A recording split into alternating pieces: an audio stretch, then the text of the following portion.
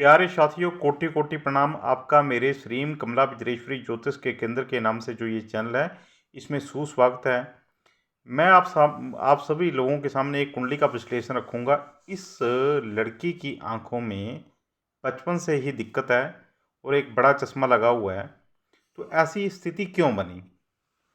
अब ये मेष लग्न की कुंडली है। बच्ची का जन्म हुआ है लगभग 14 मार्च 2021 प्रातः 8:46 के ऊपर, और बर्थ प्लेस जो है हिमाचल प्रदेश कांगड़ा का है।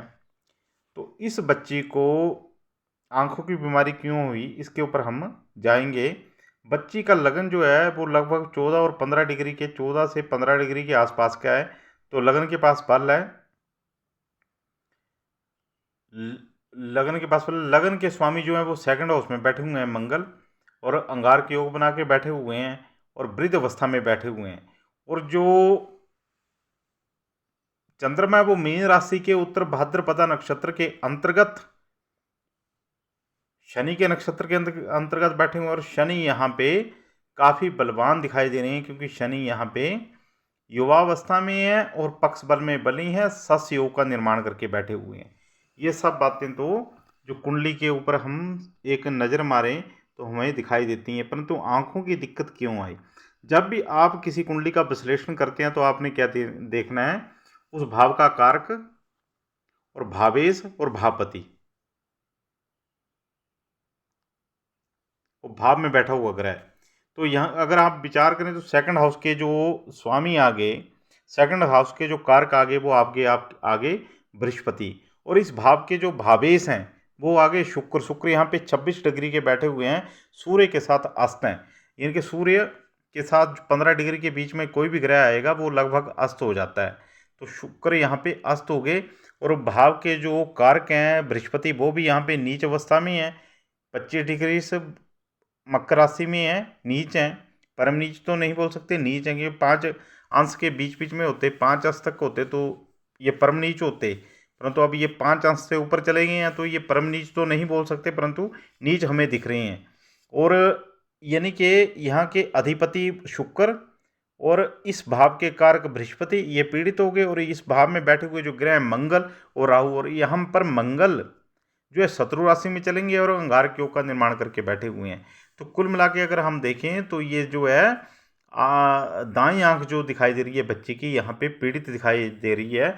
और दाईं आंख के जो कारक हैं सूर्य, सूर्य भी यहाँ पे शनि और चंद्रमा के पाप मध्यतम में है। अब चंद्रमा को यहाँ पे मैं पाप ग्रह कह रहा हूँ, तो आप इस बात से एग्री होना, क्योंकि शनि चंद्रमा जो है यहाँ पे, शनि बेशक यहाँ पे सस योग का निर्माण करके बैठे हुए हैं, परंतु इस कुंडली के लिए कहीं पर इतने योगकार ग्रह नहीं माने गए हैं, क्योंकि मेष लगन जो है वो मंगल का लगन है और शनि और मंगल की आपस में इतनी मित्रता नहीं है। और शनि की चंद्रमा के ऊपर दृष्टि जो है वो शुभ नहीं मानी गई है। तो कुल मिला के यहाँ पे अगर आप देखें तो बृहस्पति का नीचभंग हो गया है,